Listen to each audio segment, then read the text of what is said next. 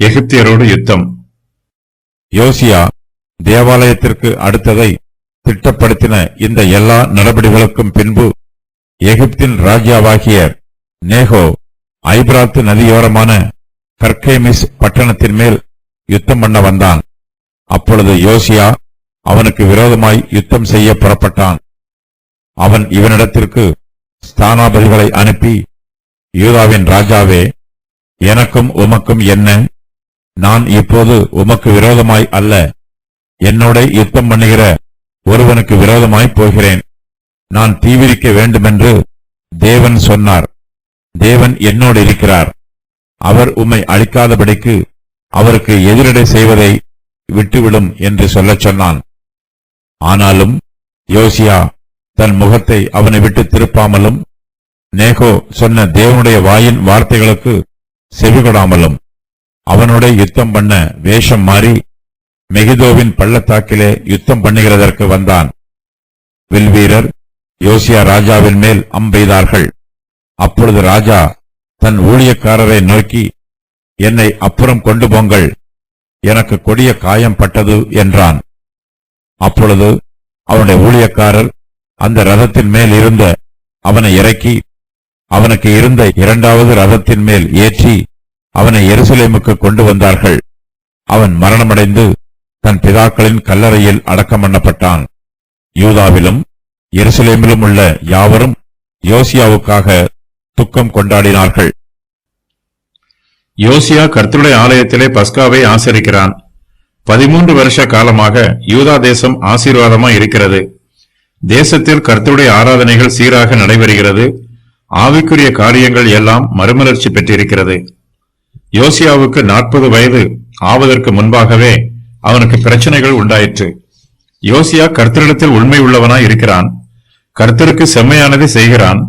ஆனாலும் அவன் பூரண ஆயுசு வரையிலும் ஜீவனோடு இருக்கவில்லை. யோசியா தன் ஆயுசு காலத்தின் பாதியிலேயே மரித்து போகிறான். அவன் மரித்து சில வருஷங்களுக்கு பின்பு யூதா தேசம் அழிந்து போகிறது. யூதா தேசத்திலே ஆவிக்குரிய மறுமலர்ச்சி ஏற்பட்டதினால் அந்த தேசம் எல்லா வகையிலும் செழித்திருக்கும் என்று எல்லோரும் எதிர்பார்க்கிறார்கள். ஆனால் யூதா தேசத்திற்கு செழிப்புக்கு பதிலாக அழிவு வருகிறது. யூதா தேசத்தில் ஆவிக்குரிய மறுமலர்ச்சி ஏற்பட்டாலும் அந்த தேசம் தொடர்ந்து அழிவின் பாதையில் போய்கொண்டிருக்கிறது. கர்த்தர் யூதாவின் மேல் கொண்ட தம்முடைய மகா கோபத்தின் உக்கிரத்தை விட்டு திரும்பவில்லை. மனாசே கர்த்தருக்கு கோபம் உண்டாக்கின சகல காரியங்களின் நிமித்தம் கர்த்தருடைய கோபம் யூதாவின் மீது நிலைத்திருக்கிறது. கர்த்தர் யூதாவின் மேல் கொண்ட தம்முடைய மகா கோபத்தின் உக்கிரத்தை விட்டு திரும்பவில்லை. நான் இஸ்ரவேலை தள்ளிவிட்டது போல யூதாவையும் என் முகத்தை விட்டு தள்ளி நான் தெரிந்து கொண்ட இந்த எருசலேம் நகரத்தையும் என் நாமம் விளங்கும் என்று நான் சொன்ன ஆலயத்தையும் வெறுத்து விடுவேன் என்று கர்த்தர் சொல்லுகிறார். 2 ராஜாக்கள் 23:27. கர்த்தர் எரேமியா தீர்க்கதரிசியின் மூலமாக தம்முடைய கோபமான வார்த்தைகளை வெளிப்படுத்தி இருக்கிறார். பிடுங்குவேன், இடிப்பேன், அழிப்பேன் என்று நான் ஒரு ஜாதிக்கு விரோதமாகவும் ஒரு ராஜ்யத்துக்கு விரோதமாகவும் சொன்ன மாத்திரத்தில் நான் விரோதமாய் பேசின அந்த ஜாதியார் தங்கள் தீங்கை விட்டு திரும்பினால் நானும் அவர்களுக்கு செய்ய நினைத்த தீங்கை செய்யாதபடிக்கு மனம் மாறுவேன். எரேமியா 18:7-8.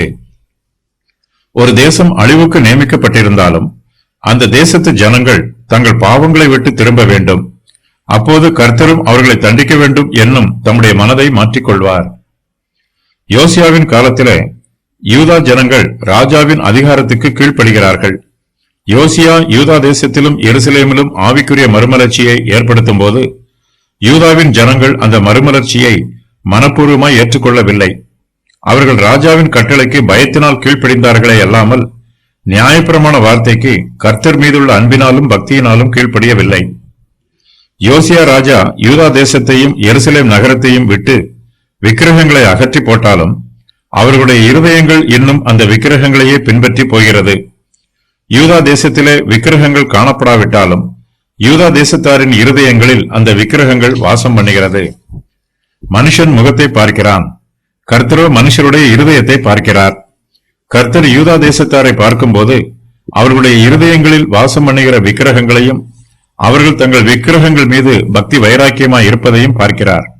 ஆகையினால் கர்த்தர், நான் இஸ்ரவேலை தள்ளிவிட்டது போல யூதாவையும் என் முகத்தை விட்டு தள்ளி நான் தெரிந்து கொண்ட இந்த எருசலேம் நகரம் என் நாமம் விளங்கும் என்று நான் சொன்ன ஆலயத்தையும் வெறுத்து விடுவேன் என்று சொல்லுகிறார். யூதா தேசத்திற்கு அழிவு நியமிக்கப்பட்டிருக்கிறது. அவர்கள் தங்கள் பாவங்களை விட்டு விலகி வர வேண்டும் என்றும், அவர்களுடைய இருதயங்கள் புதுப்பிக்கப்பட வேண்டும் என்றும், அவர்களுடைய ஜீவியத்தில் ஆவிக்குரிய மறுமலர்ச்சி ஏற்பட வேண்டும் என்றும் கர்த்தர் சித்தமுள்ளவராய் இருக்கிறார். யூதா ஜனத்தார் தங்களுக்கு வரப்போகும் அழிவை பார்த்து எச்சரிப்படைய வேண்டும். தங்கள் பாவங்களுக்கு மனம் திரும்ப வேண்டும். அவர்கள் விக்கிரகங்களை விட்டு விலகி மறுபடியும் கர்த்தரை பற்றிக் கொள்ள வேண்டும். கர்த்தர் யூதாவை தம்முடைய முகத்தை விட்டு தள்ளிவிட்டாலும், எருசலேம் நகரத்தை வெறுத்து விட்டாலும், கர்த்தர் யோசியாவுக்கு தம்முடைய கிருபையை வெளிப்படுத்துகிறார். கர்த்தர் யோசியாவுக்கு தம்முடைய வார்த்தையை சொன்னபோது, நான் இந்த ஸ்தலத்தின் மேல் வரப்பண்ணும் சகல பொல்லாப்பையும் உன் கண்கள் காண்பதில்லை என்று சொல்லுகிறார். கர்த்தர் சொன்ன பிரகாரம் யூதா தேசம் அழிவதற்கு முன்பாகவே யோசியாவுக்கு மரணம் உண்டாயிற்று. தன்னுடைய தேசம் அழிந்து போவதை காணாமலேயே யோசியா மரித்து போகிறான். யோசியாவின் நாட்களில் எகிப்தின் ராஜாவாகிய பார்வோன் நேகோ அசீரியா ராஜாவுக்கு விரோதமாக ஐபிராத்து நதிக்கு போகிற போது ராஜாவாகிய யோசியா அவனுக்கு எதிராக புறப்படுகிறான். பார்வோன் நேகோ யோசியாவை மெகிதோவிலே கண்டபோது அவனை கொன்று போடுகிறான். யோசியாவின் நாட்களில் எகிப்தின் ராஜாவுக்கும் அசீரியாவின் ராஜாவுக்கும் யுத்தம் நடைபெறுகிறது. இந்த வசனத்தில் பாபிலோன் தேசத்து ராஜா அசீரியாவின் ராஜா என்று அழைக்கப்படுகிறான். யூதா தேசம் எகிப்து தேசத்திற்கும் அசீரிய தேசத்திற்கும் நடுவில் இருக்கிறது. இப்படிப்பட்ட சூழ்நிலையில் எகிப்து தேசத்தார் தன்னுடைய தேசத்தின் வழியாக பிரவேசிக்க கூடாது என்று யோசியா தீர்மானம் பண்ணுகிறான். யோசியா எகிப்தின் ராஜாவுக்கு முன்பாக தன்னுடைய வல்லமையை காண்பிக்க விரும்புகிறான். எகிப்தின் ராஜா ஐபிராத்து நதிக்கு போகிறான். அப்போது யோசியா அவனுக்கு விரோதமாக போகிறான். ஆனால் எகிப்தின் ராஜா யோசியாவை கொன்று போடுகிறான். யோசியா கர்த்தருடைய பார்வைக்கு செம்மையானதை செய்தவன். அவன் நல்ல சுபாவம் உள்ளவன். ஆனாலும் அவன் எகிப்தின் ராஜாவாகிய நேகோ என்பவனோடு அவசரப்பட்டு யுத்தம் பண்ண போகிறான். யோசியா தேவாலயத்திற்கு அடுத்ததை திட்டப்படுத்தின இந்த எல்லா நடவடிக்கைகளுக்கும் பின்பு எகிப்தின் ராஜாவாகிய நேகோ ஐபிராத்து நதியோரமான கர்கைமிஸ் பட்டணத்தின் மேல் யுத்தம் பண்ண வருகிறான். அப்பொழுது யோசியா அவனுக்கு விரோதமாய் யுத்தம் செய்ய புறப்படுகிறான். யோசியா ஆவிக்குரிய உயிர் மீட்சியை உண்டு பண்ணுகிறான். தேவாலயத்தில் ஆசாரியருடைய ஊழியங்களையும் லேவியருடைய ஊழியங்களையும் வகுப்பு வாரியாக திட்டம் பண்ணுகிறான். அதன் பின்பு தேவையில்லாமல் எகிப்தின் ராஜாவாகிய நேகோவோட யுத்தம் பண்ண போகிறான். இதில் யோசியா மரித்து போகிறான். எகிப்தின் ராஜாவாகிய நேகோ என்பவன் பார்வோன் நேகோ என்றும் அழைக்கப்படுகிறான். இவன் யூதாவின் ராஜாவாகிய மனாசேயின் காலத்தில் எகிப்தில் ஆட்சி புரிந்தவன். எகிப்து தேசத்தில் 25வது சாம்ராஜ்யத்தை ஸ்தாபித்தவன்.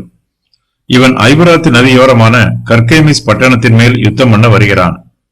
யோசியாவின் மீது யுத்தம் பண்ண வரவில்லை. ஆனால் யோசியாவோ பார்வோன் நேகோவிற்கு விரோதமாக யுத்தம் செய்ய புறப்படுகிறான். பார்வோன் நேகோ யோசியாவின் இடத்திற்கு ஸ்தானாபதிகளை அனுப்பி தான் யோசியாவோடு யுத்தம் பண்ண வரவில்லை என்றும் கர்கேமிஸ் பட்டணத்தின் மீது யுத்தம் பண்ண போவதாகவும் கூறுகிறான். ஆனால் யோசியாவோ தன்னுடைய இருதய கடினத்தின் நிமித்தம் நேகோவிற்கு செவி கொடுக்கவில்லை. இதனால் யோசியாவிற்கும் நேகோவிற்கும் யுத்தம் நடைபெறுகிறது. இந்த யுத்தத்தில் யோசியா கொல்லப்படுகிறான். யோசியா தனக்கு சம்பந்தமில்லாத எகிப்தின் ராஜாவை பகைக்கிறான். எகிப்தின் ராஜாவோ யோசியாவுக்கு தன்னுடைய நிலைமையை எடுத்துச் சொல்லுகிறான். அவன் தன்னுடைய ஸ்தானாபதிகளை யோசியாவினிடத்திற்கு அனுப்புகிறான்.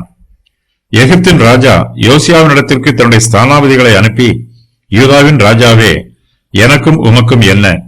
நான் இப்போது உமக்கு விரோதமாய் அல்ல, என்னோட யுத்தம் பண்ணுகிற ஒருவனுக்கு விரோதமாய் போகிறேன். நான் தீவிரிக்க வேண்டும் என்று தேவன் சொன்னார். தேவன் என்னோடு இருக்கிறார். அவர் உம்மை அழிக்காதபடிக்கு அவருக்கு எதிரடை செய்வதை விட்டுவிடும் என்று சொல்லச் சொல்லுகிறான். எகிப்தின் ராஜா யூதாவின் ராஜாவை எச்சரிக்கிறான். எகிப்தின் ராஜாவாகிய நேகோ நீதிக்கு கட்டுப்பட்டவன் போல தெரிகிறது. யோசியா நீதிமானாக இருந்தாலும் இப்போது அநீதியான காரியத்தை செய்கிறான். நல்லவர்கள் அநீதியான காரியத்தை செய்யும் போது கர்த்தருடைய ஆசீர்வாதம் அவர்களுக்கு கிடைக்காது.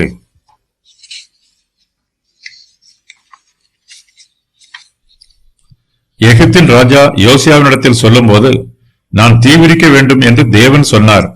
தேவன் என்னோடு இருக்கிறார். அவர் உம்மை அழிக்காதபடிக்கு அவருக்கு எதிரடை செய்வதை விட்டுவிடும் என்று சொல்லுகிறான். எகிப்தின் ராஜா யோசியாவினிடத்தில் இஸ்ரவேலின் தேவனாகிய கர்த்தருடைய நாமத்தை பயன்படுத்துகிறான். யோசியா தனக்கு விரோதமாக யுத்தம் பண்ண வருவது தேவனுடைய சித்தத்திற்கு விரோதமான செயல் என்று எகிப்தின் ராஜா அவனை எச்சரிக்கிறான். கர்த்தர் யோசியாவோடு பேசாமல் எகிப்தின் ராஜாவோடு பேசியிருக்கிறார். ஒருவேளை சொப்பனத்தின் மூலமாகவோ அல்லது எரேமியா போன்ற தீர்க்கதரிசிகள் மூலமாகவோ கர்த்தர் எகிப்தின் ராஜாவோடு பேசியிருக்கலாம். எகிப்தின் ராஜா அசீரியாவின் ராஜாவுக்கு விரோதமாக யுத்தம் பண்ண போகிறான். இந்த யுத்தம் கர்த்தருடைய சித்தத்தின் பிரகாரமாக நடைபெறுகிறது. எகிப்தின் ராஜா அசீரியாவின் ராஜாவுக்கு விரோதமாக யுத்தம் பண்ணுவதனால் யூதாவின் ராஜாவுக்கு ஒரு பாதிப்பும் இல்லை. கர்த்தர் இதை யோசியாவுக்கு வெளிப்படுத்தி இருப்பார். ஆனால் யோசியாவோ கர்த்தருடைய வார்த்தைக்கு செவி கொடுக்காமல் தன்னுடைய சுய இஷ்டத்திற்கு கீழ்ப்படுகிறான். கர்த்தருடைய சித்தத்திற்கு கீழ்ப்படியாமல் அவருக்கு விரோதமாக கிரியை செய்தால் கர்த்தருடைய கோபமும் சாபமும் வரும். எகிப்தின் ராஜா யோசியாவை பார்த்து, தேவன் உம்மை அழிக்காதபடிக்கு அவருக்கு எதிரடை செய்வதை விட்டுவிடும் என்று சொல்லுகிறான். எகிப்தின் ராஜா கர்த்தருடைய சித்தத்தின் பிரகாரமாக அசீரியாவின் ராஜாவுக்கு விரோதமாக யுத்தம் பண்ண போகிறான். ஆகையினால் இஸ்ரவேலின் தேவனாகிய கர்த்தர் தன்னோடு கூட இருக்கிறார் என்று எகிப்தின் ராஜா நம்புகிறான். எகிப்தின் ராஜாவாகிய நேகோவின் நோக்கமும் கர்த்தருக்கு சித்தமானதா இருக்கிறது. எகிப்தியரின் சேனையும் பலமுள்ளதா இருக்கிறது. யூதாவின் ராஜாவோ தனக்கு சம்பந்தமில்லாத விஷயத்தில் அவசரப்பட்டு தலையிட்டு தன்னுடைய அழிவுக்கு தானே காரணமாகிறான். யோசியா எகிப்தின் ராஜாவுடைய எச்சரிப்பின் வார்த்தைகளுக்கு செவி கொடுக்கவில்லை.